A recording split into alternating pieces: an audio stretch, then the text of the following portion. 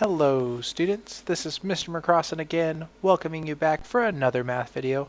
This one is a chapter 5 filler lesson called Combining Like Terms. Now we have hinted at some of these things, but now it's time to actually apply our knowledge. So, the essential question is, how can I simplify algebraic expressions? Now the first thing I want to talk about is we have an opening question here. An opening question is one where I challenge you to think about your thinking and to consider what it could be. You shouldn't need me to help you too much on this. I want to see what we can think about. Perfect. So 5 plus 5 plus 5 plus 5. What is that total? Think about it. Okay. Now 5 times what number would equal the same thing? Well, hopefully you're saying to yourself, well, 5 plus 5 plus 5 plus 5 is 20, Mr. McCrossan. I can add 5, 10, 15, 20. Perfect. I counted by 5, so I'm good. And 20 would be the same thing as 5 times 4. Now, I would agree with you there.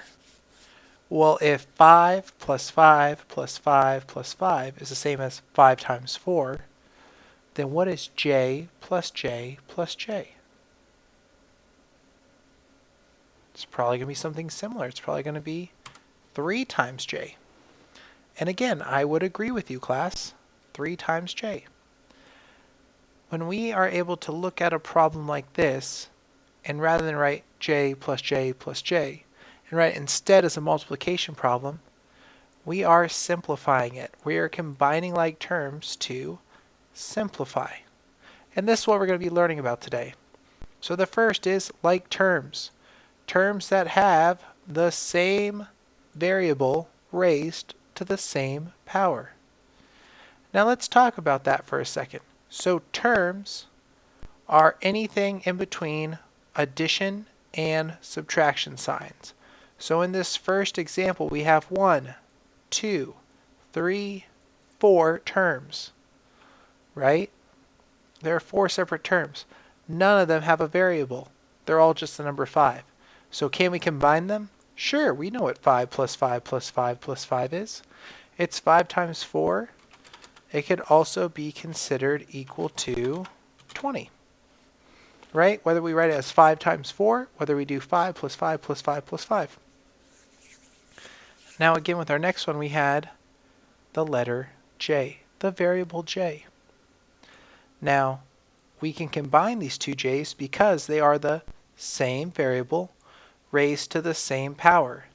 And by that I mean, does it have exponents on it?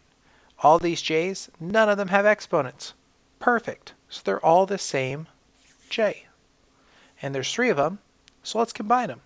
Instead of saying j plus j plus j, just go 3 times j. And one thing Mr. McCrossan will do, will be talking about stories at different points. Like if I went to the store and I wanted to figure out what I need to buy. Well, Mr. McCrossan likes PB&J sandwiches. I love me some jelly. The peanut butter's okay, but I really like the jelly. So I like to buy not just 1 jar of jelly. I think I'm going to buy 2 jars of jelly. No, I'm going to buy 3 jars of jelly. I really like jelly. Now, we don't know how much the jelly cost, but we know how many jars Mr. McCrossan's getting. 1, 2, 3. So we can add them or we can multiply. In this case, it makes more sense to say, hey, whatever the cost of a jar of jelly is, you need to multiply that by 3, because you, sir, are getting a lot of jelly. Cool. That's kind of the first example opener. I'm going to keep talking about these. Hopefully one of my explanation clicks with you, and if it does, rewatch it, make sure you got it, and build on that understanding. Okay, let's look at the next example. X. Let's make X. X will stand for loot boxes. So Mr. McCrossan has been playing Overwatch. Overwatch has loot boxes. I think Fortnite does too, but we'll go with Overwatch. It's fine. So I am buying X amount of loot boxes. Now, the first thing we need to do is figure out what is our coefficient to these variables. So the original problem says 2x plus 13x. Cool.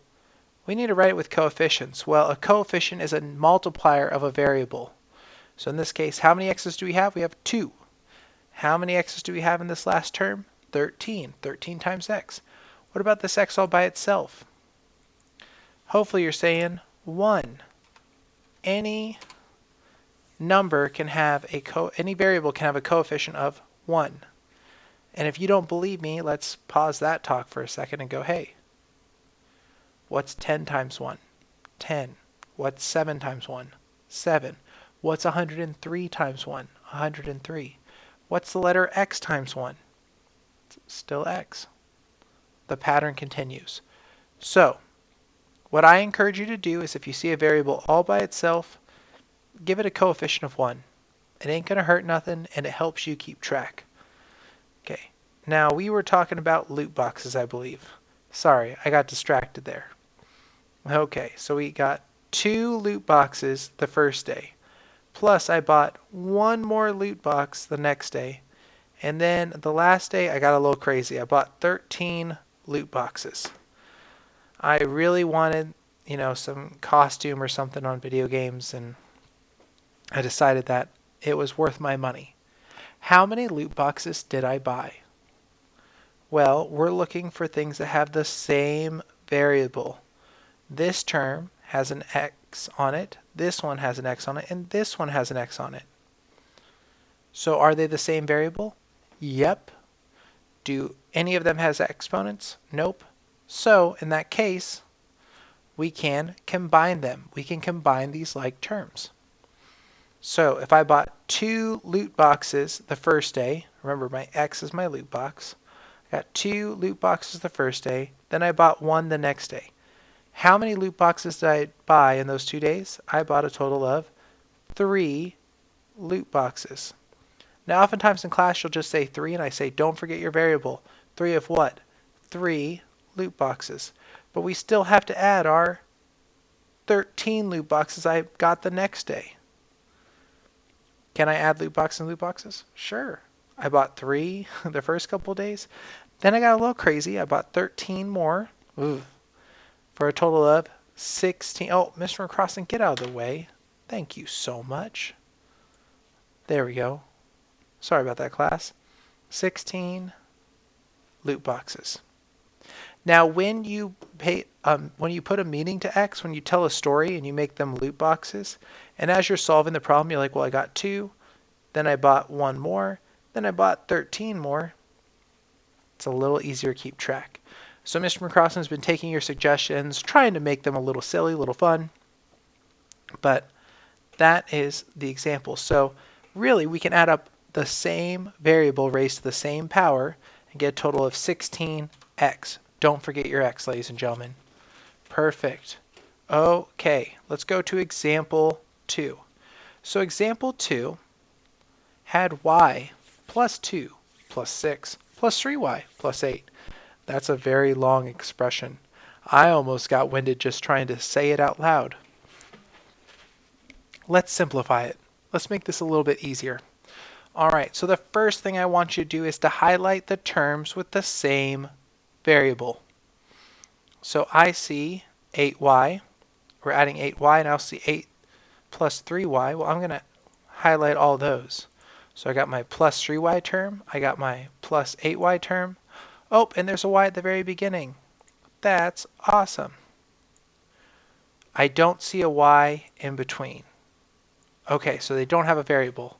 We call those constants.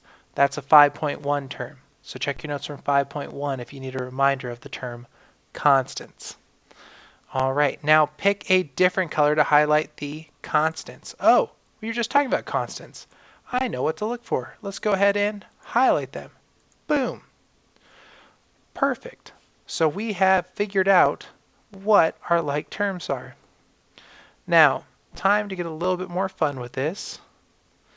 Let's go ahead and show our addition here as I quickly write down this problem. Okay. I know I made my other y a little bit odd. Let's move me a little bit further up in the corner. Perfect. Okay, so we said all the ones with y. y, y, and y. Now there should be a number next to this first y. Remember that we can always add a coefficient of 1, right? 10 times 1 is 10. 103 times 1 is still 103. A variable like y times 1 is still y. Cool. Alrighty, so we have 1y plus another 3y plus another 8y. What do we want y to stand for? I think in class we were talking y's are yogurts. So Mr. McCrossan is watching his figure. He's trying to get into better shape. That's fine. And the first day I ate 1 yogurt. Then the next day I ate 3 more yogurts. How many yogurts total have I eaten? I've eaten 4 yogurts. But there's also this day after where I ate 8 yogurts. I ate only yogurts all day. How many yogurts did I eat? I ate 4 yogurts and 8 yogurts. I ate way so much yogurt. So much yogurt. All right. But 4y plus 8y would be 12y. So I must have eaten 12 yogurts. Cool. So I'm going to rewrite. That was our little math help. So I've added those terms to get 12y. But we also have these constants, these things that are just numbers. They're all by themselves. We got plus 2 plus 6. Well, do we know what 2 plus 6 is? Let's add those up. 2 plus 6 is 8. Now comes the question. Do we add these or do we subtract them? Well, let's look at our signs. We had plus 2 plus 6. I would say that's fair to say it's a plus 8. And we're done. We have simplified this long expression by combining our variables, our letter y. We combined all those to prove, hey, there's a total of 12y. And for our 2 and 6, we added those together to get an 8. So this perfect answer would be 12y plus 8. Boom. And there's a little hint down here, a little Mr. McCrossan tidbit, a little secret info for you middle schoolers now. You're old enough to be on the secret. When we start talking about algebra, what you need to do is to give your variables meaning. It's sometimes hard to think as x is a number and then y is a number, and I don't even know what's he talking about. This online school is rough. Make your life simple. Give the variable a meaning. Talk in terms of yogurt and dollars. Talk in terms of cereal or pickles or giraffes. It does not matter, but give it meaning. If you can think in terms of something physical you can see, something you can picture, it's a lot easier. Now, it may not be great to picture Mr. McCrossan eating 12 yogurts, especially in a row, but you go, oh, these are yogurts. Oh, undo that one. I don't want that line to be blue. Let's make it yellow. These two are talking about yogurts. Those two are just numbers. They're constants. That's fine. But it makes math a lot easier. Okay, so with that said, we need to do a u-try. Oh, we got 2 different types of variables. We got y's and we got m's.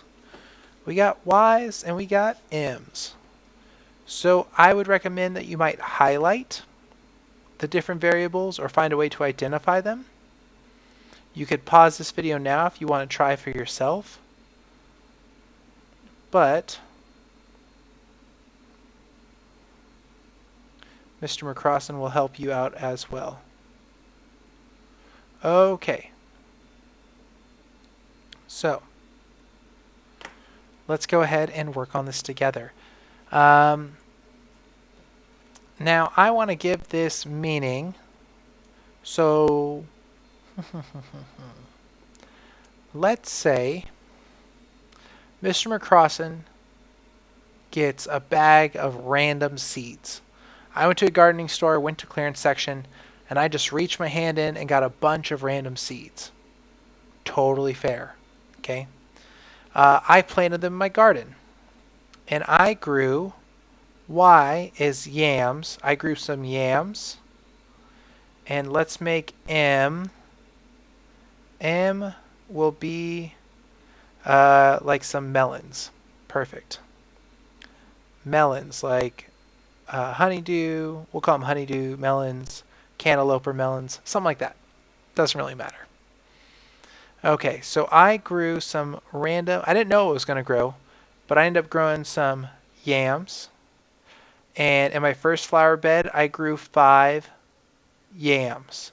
Awesome. I know, very exciting. And then later on, I also grew 6 more yams in a different garden. So between my 5 yams in the first garden and my 6 yams in the next garden, how many yams did I grow? Looks like a total of 11 what? 11 yams. Awesome. But like I said, I planted random seeds. I didn't know what would grow. Let's go red. No, let's go green. Part of what grew were some melons. In my first garden bed, as I'm waiting, 2 melons grew. And then later on, another 4 melons grew in a different garden bed. How many melons did I grow? If I grew 2 and then I grew another 4, I grew a total of 6 melons. Beautiful. But what about this 7 over here? This 7 all by itself. This plus 7.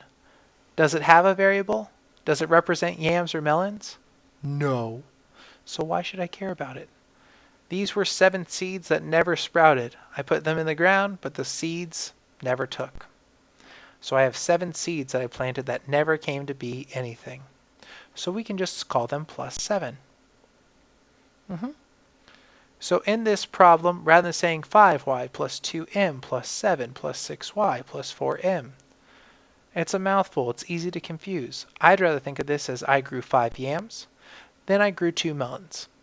I planted 7 seeds that never came to be anything, so they're just unknown little seeds. I'll just call them seeds.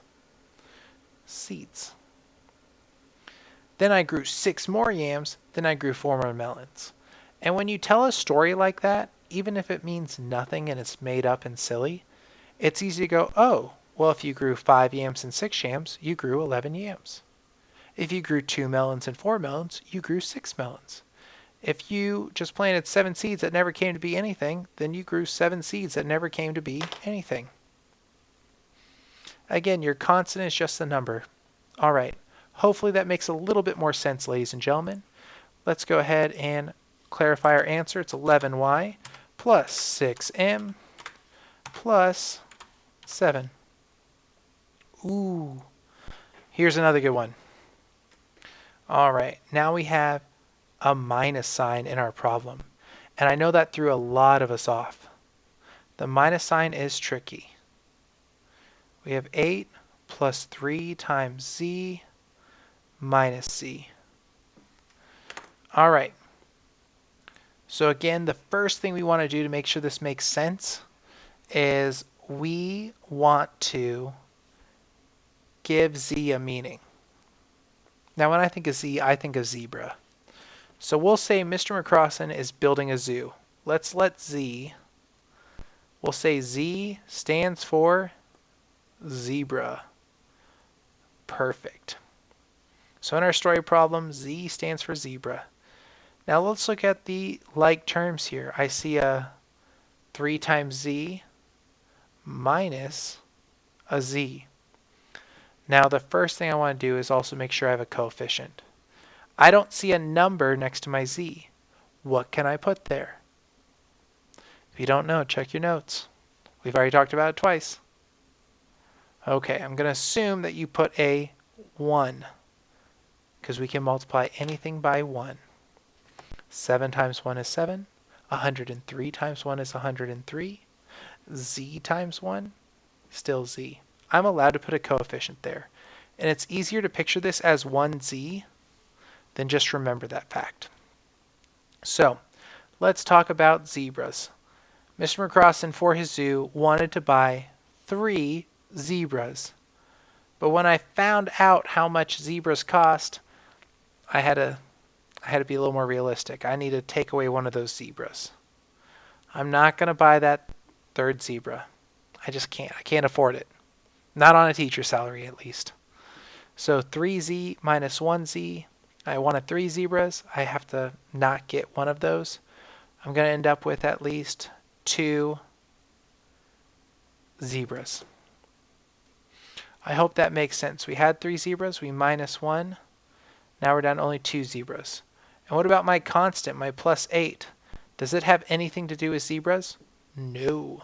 So we can leave that as an 8 plus. So just because it has a minus sign means we need to keep in mind what's being subtracted. In this case, we're only subtracting 1z. Everything else was positive. Okay. Hopefully that made sense. Let's go ahead and fill in our notes. We're going to do 8 plus 3 times z. I'll even space it out. Alrighty. Now time for the last one. We have 3 times b plus 1 plus b plus 2 minus 2 b's. Ooh. So we got another subtraction in this one. So we have 3b plus 1 plus b plus 2 minus 2b. All right. I think I got it all written down. Let's go ahead and switch over. Yes, I do. Beautiful. All right, I'm going to pick a color here. Let's go with yellow. I'm going to highlight the ones with a B in them. I'm also going to highlight this minus sign because that's a minus 2B, where this is a plus B. 2B or minus 2B? Algebra is the question. I don't know if that joke landed, but I'm going to stand by it. Classic Shakespeare. Alrighty. Sorry, class. I'm doing too many of these videos at once. Alrighty. So, first thing we want to do, I see no number next to this B. What can I put there? That's right, a 1. At this point, you're coaching me on it. Because any number times 1 is still that number. So, let's look at what we have. Let's make B, add it as a story. I keep saying B, so I'm just going to think of them as bees. I want to start my own beehive. Now, Mr. McCrossan knows nothing about beekeeping.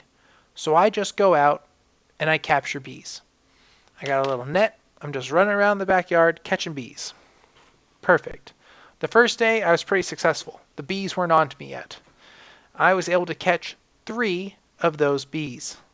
And then later on, got to continue sharing. I caught 1 more of those bees. How many bees total do I have so far?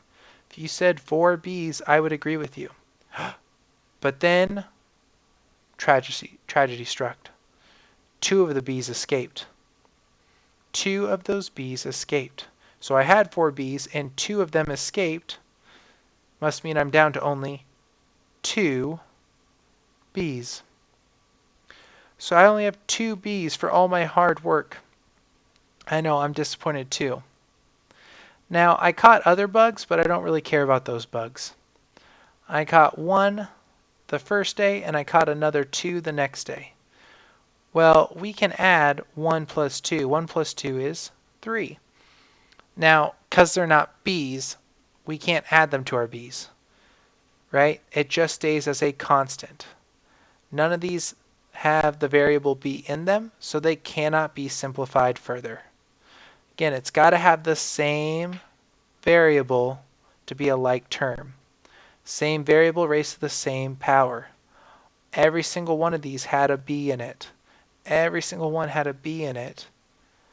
None of them had an exponent, so yes, we could combine them. To simplify it down to, at the end of the week, Mr. McCrossan caught 2 bees for his beehive, and he got 3 other bugs that he doesn't know what to do with. Cool. I hope that helps, ladies and gentlemen. I'm doing my best. All right, 2 times b plus 3. All right, and that was our notes. Make sure you answer your essential question and the summary question. And good luck on your work today, ladies and gentlemen. All right, Make it a great day. We're going to end right there.